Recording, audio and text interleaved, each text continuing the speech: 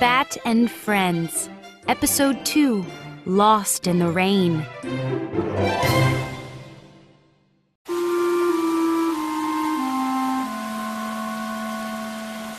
I am wet, said Bat. and I am lost.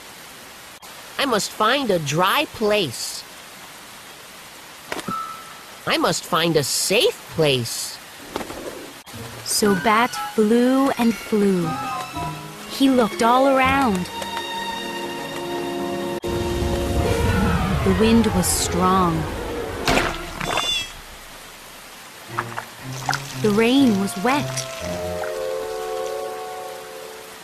Bat did not see a dry place. He did not see a safe place. Then Bat saw something. It was big and red. It was a barn.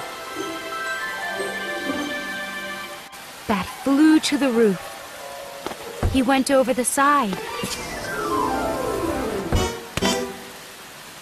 He hung by his toes. He looked for a way to get in. Then Bat saw a hole. It was little, but so was Bat.